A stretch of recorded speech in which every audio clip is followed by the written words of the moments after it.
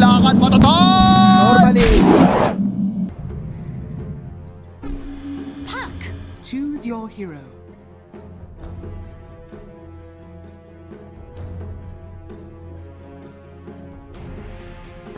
At least it doesn't act embarrassingly like that. But the first dream card of the game means the task is going to drop devastatingly low and is going to get nuked by the puck. And Invoker standing his ground, opting for that Quasic Sword build. Waits for Phoenix to come on in, has a very fire stand his ground with, and nicely played. KO should be going down for that.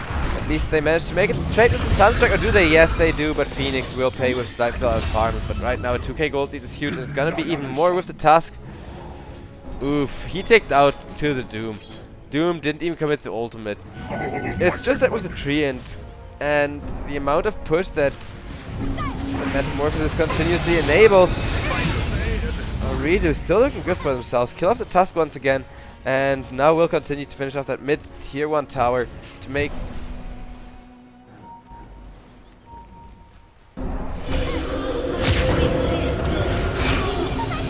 Puck. Dream Coil out.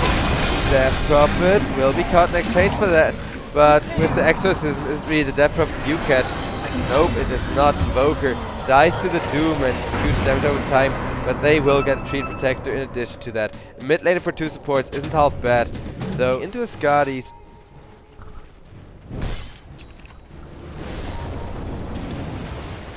So he has changed his mind. While the Manta is huge, Skadi, you know, it may still be a little early. Though Doom goes on down without the ultimate. And if he respawns, he's gonna have it.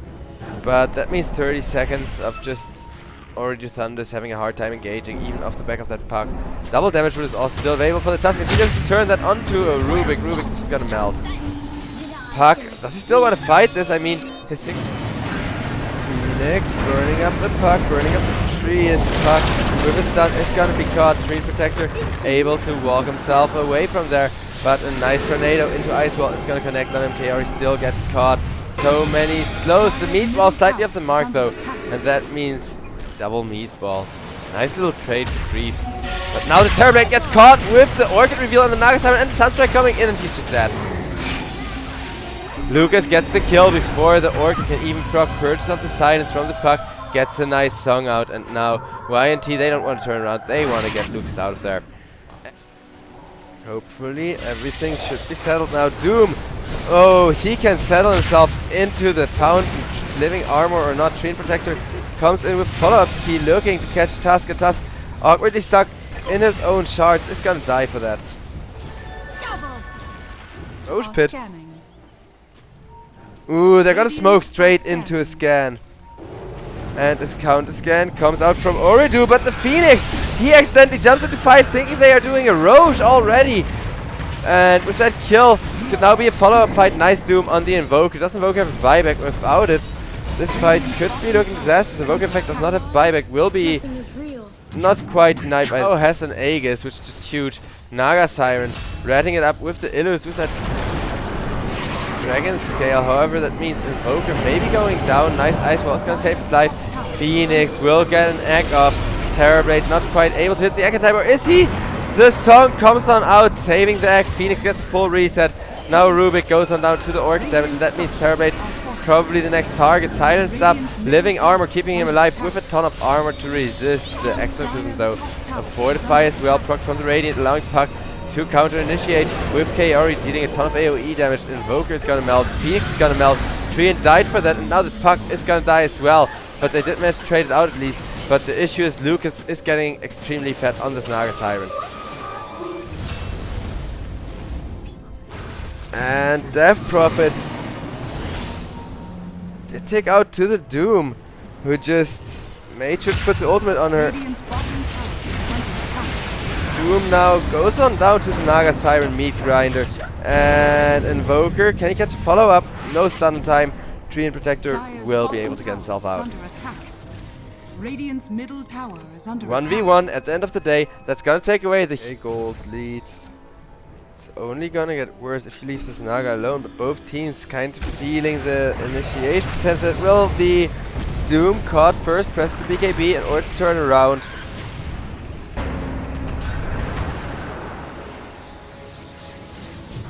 BKB will be tornadoed though, and look at the damage he's taking. Could be the first kill of the team fight. Managed to press BKB, managed to press Thunder onto the stun Naga Siren, and now Lucas has to get himself out there. The Aegis has been reclaimed, and Terrorblade is still ticking low. The Exorcism coming in huge, and that's the Terrorblade kill. With the Terrorblade down, the top tier 1 tower is gonna melt. Naga Siren is gonna get so much XP, and Death Prop is chasing for more in the form of Kaori. Kaori gets stunned with the snowball and is gonna melt. Double kill. Naga Siren plus Death Prop's ultimate is just too much. Like, Maelstrom or Mantax, both of them are farming items, and the lack of a farming item against Naga, being a farm hero with a farming item, just gets punished so much. Puck, is he gonna be able to get out of there with the Blink Dagger on cooldown? I don't think so. Nope, his courier is gonna die in addition to that. Now Naga Siren on the back lines looking for a Doom with the Sunstrike setup, and the action of Doom is just gonna melt. He is not even gonna survive the duration of the Orchid. Phoenix comes in, goes for a forward act. Kaori, nice overgrowth, but that one's gonna be cancelled out by the ice shards. 13k gold lead. YNT, they are looking solid as hell. I mean, they are, and sure it's gonna take a while, it's just the Naga. But the fact that Naga, with the help of Death Prop, already pretty much solo road, he's now with the tag team. It's gonna melt just a little bit too quickly for Doom to come on in, try for the Aegis steal. And out comes a Song of the Siren, keeping the supports on the backline stuck. And Terrorblade in an awkward spot as he's gonna get snowballed at. Stolen Song will keep YNT on the back foot for a little while.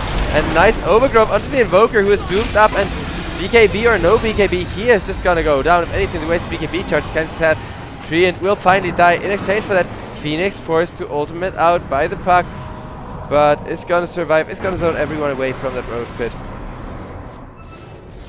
I mean, and that would have genuinely had a big impact, because I don't think Ooredoo are gonna be able to come back at the current rate.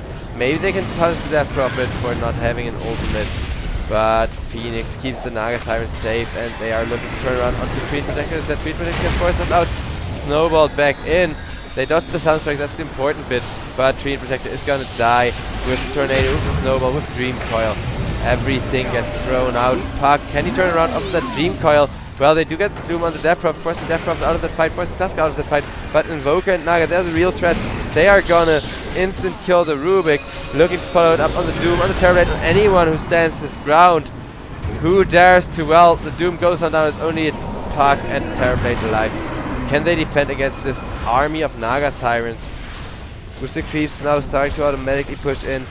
And, you know, there's still Rex you can hit very easy, and Naga Siren is gonna start doing just that.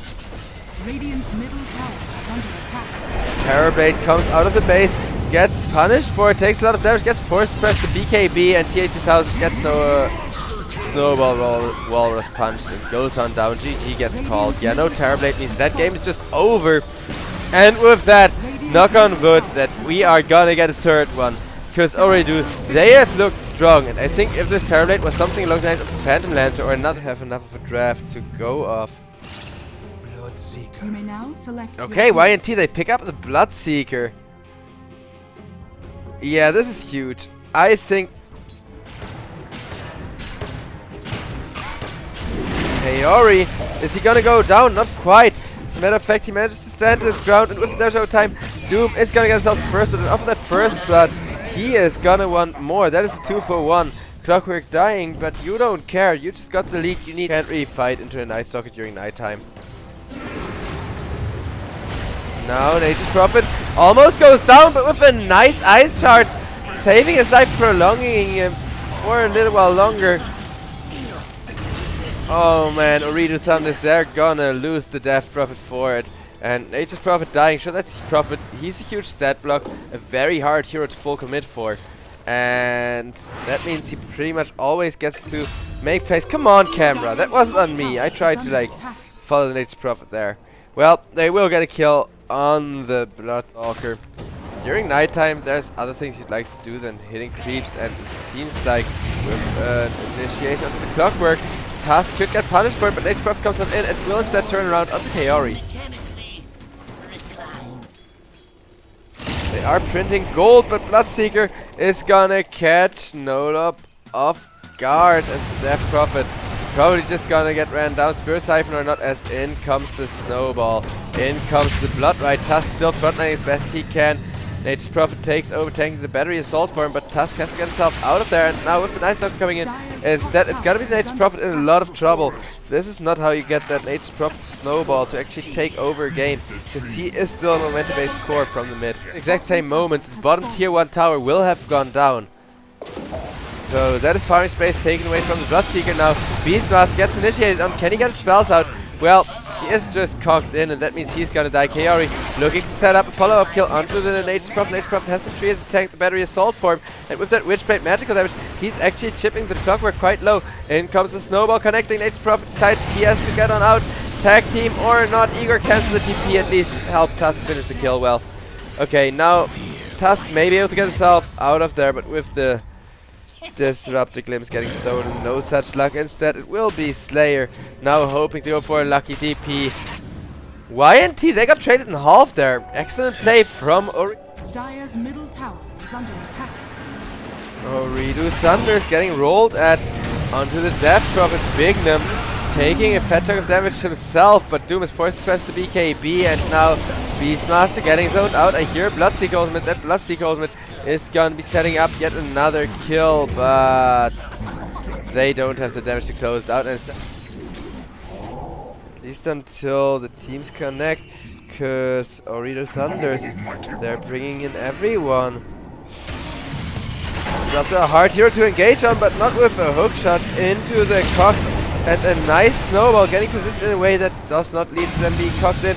Bloodseeker gets an ultimate out on the Night Stalker just to be faster. Glimpse back onto the Night Stalker, getting him low health and leading to a kill.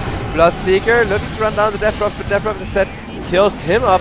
Nature's Prophet, he can right click for a lot of damage with the Witchblade, but he has to be allowed to right click first.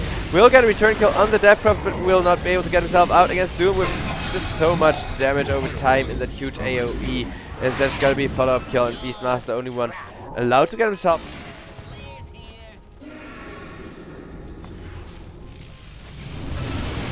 And it seems like Doombringer is gonna be fine, is gonna survive the Disruptor initiation, and that Disruptor will be ticking down to AT instead. And now it looks like Tusk will go down to a Rocket Flare. For split pushing with the Nature's Prophet, as 4 people are on their way to converge onto the top lane. However, Tusk is gonna take the L. It's just gonna face tank the initiation from 3, but with the Rocket Flare, it's still gonna be a BKB TP attempt from the Nature's Prophet. Can he make it in time? It does not look that way. Nope. Ooh, I think Ooredoo Thunder, they've just won the game, because Nature's Prophet, sure, his Overlord, this is triggering me. Is under attack.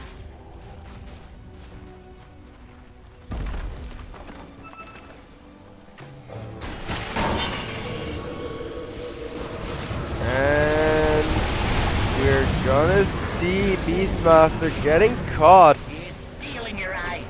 Nice one for Ooredoo. They got a Doom up on the Nature's Prophet. Disruptor is gonna go down, and now Nature's Prophet is just gonna take the death for that. Yeah, this has to be over soon, because with 17k gold lead, even though Doom isn't a 1, he seems to be doing it. And mind you, the timing is close. YNT, they need to hold on for like 10 more minutes, but they realize themselves the Death Prophet push for 10 more minutes is gonna be too much to handle. They call the GG, and we're gonna see if Ooredoo Thunders. You may now select your hero. And a Beastmaster for the last pick. And it looks like Nature's Prophet is still holding his own, as long as... Yeah, that doesn't happen, oh god! Oh, the humanity, First Blood going the way of the Centaur, who is just gonna... Seems like Ooredoo managing to sustain themselves on that Slark. As long as you get to level 6 without having a single death on the Slark, TA 2000 is always gonna be ridiculously strong here, and he will secure himself 1 point of permanent agility to start things off with. Meanwhile, over on the bottom lane, the Marcy died once as well, making Lucas's lane now, but that alone isn't gonna allow you to hold the lane, and Noob gonna get a kill on the Invoker. with a little bit of help from Omar. Oh, now Beastmaster goes down first before Snapfire can try for the wraparound. Slug actually getting himself a second kill. I'm not sure how that happened, but it's not supposed. Looks stumpy again. So, do you really have the Nature's Prophet figured out? The Nature's Prophet, he's one of those heroes that can make or break any game, but now Igor on the Invoker, he is gonna burn down, and one more right click is gonna kill him off. There is now an Exorcism, which they can look to put onto the mid tower, losing the first game just barely. Because, yeah, the first game, they kind of got overrun. But ever since, they have been baiting out those Nature's Prophet picks and punishing them. Now, a kill on the Invoker means they may be able to fight for more. Bignum ticks down with the Spirit Siphon, has to get himself out of there, but Phoenix is on the pursuit with the damage over time being committed. Bignum, is he gonna tick out? One more tick. Not quite, but the right click from the Death Prophet is gonna finish the job. Kaori trying to get himself out of there, will not succeed, as the damage is just a little bit too much. But Slayer, he is taking down Death Prophet. One more right click, not quite, thanks to an excellent Fairy Fire. And it's just to teleport himself out, but a Tornado will connect.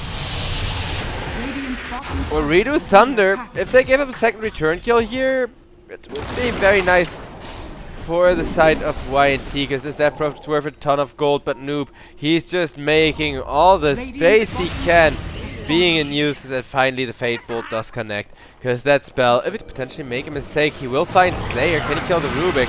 From the looks of it, Rubik is going to be taken low. Slark unsure if he wants to go or not, with the Centaur ultimate being committed for a kill on the Invoker, and instead Slark decides to join his team, run down Bignum. They are going to get the kill. Slark isn't going to get himself the permanent stat, but it will lead to a mid tier 1 tower getting taken by the side of Ooredoo Thunders. Ooredoo Thunders, they give away one of the Dire's top tower is under attack. connected player means we are gonna have to fight over on the top lane with the blink in from the Centaur into a Slark catch. Slark looking for more, has to press the ultimate, can now start stealing off that agility from the Marcy though, and would really like himself a kill. One more hit in order to do it, however he gets ambushed with a Centaur and is stumped. TA2000 still very much alive, and that means he gets to reset, gets to regen up, as the only one dying for it is the Marcy so far. Now the Invoker as a follow-up with the Phoenix. Centaur Warrunner is gonna die to Slayer, but at the cost of Slayer's own life, and while that may be a worthwhile trade, giving an ultra kill to Noob is the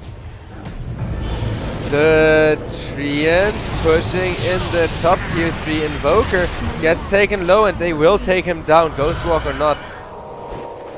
Wing did buy back for that one, so they want to get more of the back of the Exorcism, but they will find the +1 kill, and that is 2 for a buyback.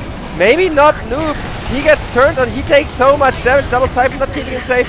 Now Marcy goes on down though, and they got Slark a double kill. Slark actually, they keep bullying away that Helm of the Dominator creep, but this time around this Beastmaster knows what he's about. He wants that Helm of the Overlord, even though it may not be the best timing anymore. There aren't really any good items worth delaying it for. Now Bignum goes on in, looking to avenge the Invoker, and will do so onto the Phoenix. Bignum take quite low himself, and with the stun on the Centaur, both he and the Rubik are gonna die. Death Prophet coming inside, out and using ultimate for yourself on the Centaur is kinda sad always. Ooredoo Thunders, they're still positioned around the mid lane, would love to go for a counter initiation, however the Phoenix gets caught, has to get himself back out of there. Stolen Bushwhack is gonna tie into the tree, and with the Tornado he almost goes down, has to proc the act. The Phoenix act though gets right click down with the Nature's Prophet. Invoker one more time, but Invoker is already playing 0 and 8. And the main reason he's such a hassle to deal with is that he went for that cross wax build, made sure to offer a lot of disables. Nature's Prophet locked down, stunned up, is gonna be fine, turning around into the Centaur Warrunner. Centaur Warrunner able to get himself back to the backlines. Lucas goes down the Nature's Prophet, that's an Invoker, that's Bignum that as well! Holy crap, Ooredoo Thunders, they managed to kite, and let's thank our sponsor Cyberscore for making this all possible, as we're gonna see whether or not Ooredoo are gonna be able to close out this one off of their Slark. Slark now at 9 points of permanent agility, and he only wants to escalate more.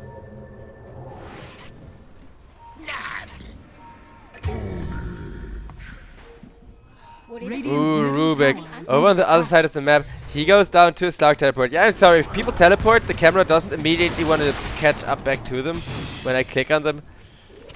How I love that every time something is changed that I boot up Dota. There wasn't even a patch. That's the worst part, though. I think it's just, you know, with DPC, the game coordinator is kind of struggling. Well, teleport out from the Nature's Prophet. No teleport out from Big. Coaching and opening onto YNT, and they will catch the Beastmaster. Beastmaster manages to get himself away. Slark getting hit after hit on the Rubik. Doesn't have Purge for the lift, though, but he will get himself an extra point of agility. Now, a nice teleport out on the Beastmaster, but at the cost of a support, at the cost of that to Death Prophet, Ilu's just shoving out the lane. It seems like Ooredoo want to find a good initiation first. They will find it onto the Invoker with a Blink Stun from the Centaur, a Spirit Siphon, Invoker, lockdown, Sharpshooter down. And while that was happening, Marcy died over on that bottom lane as well to the Slark. Slark has himself that second mini ultimate and is gonna get one more point of agility from the East to stay in the game of net worth. Two teleports towards the top lane straight into an Invoker setup, but is that Invoker setup gonna be enough to stop the Centaur War Runner ultimate as Invoker gets ran down? It does not look that way. Noob got blocked in by the creeps momentarily, but Invoker is still gonna be taken down by the Death Prophet. 40k gold lead. Luke is able to teleport himself out, but just getting out your Nature's Prophet may not be enough. Marcy trying to make space by dragging the creeps back, but it's not like you can kill off those creeps. The best thing you did there is make sure Noob can't put his ultimate onto the tier 3s immediately. Dire's courier has been killed. And Courier Snipe over on the mid lane now on top. Invoker is gonna get caught with another Blink Stomp double edge from the Centaur, paired with that Sharpshooter coming out. They didn't even need to full charge the Sharpshooter, as now Bignum presses BKB to hold his own against Noob for a little while. It's just gonna be forced BKB out, and if you have to use your first BKB or one of the first BKBs to teleport on out while the Slark is wrecking your team, you are not happy. TA2000, he is very much happy. He is on a beyond godlike spree. And with that, as without the Invoker you can't defend, but even with the Invoker being back, it's just gonna be a few meatballs thrown out to defend, which against the Exorcism is simply not gonna cut it. That's gonna be the first lane of Rex. And now the question is, can Nature's Prophet, with all of the split push in the world, still take care of this game? Can he split the map enough for his team to remain as Phoenix delivers some good damage over time? And now Slark gets one right click after the other in on the Nature's Prophet and the Invoker. I think it's just gonna be a good game. Slark, he dies to the enemy fountain, having both of his ultimates ready. And that's one fountain kill, that's two fountain kills, that's three fountain kills, triple kill beyond godlike. GG gets called by YNT. And all three of the games in this series, they boiled down to more or less the laning stage. And all three of them, YNT, well, they only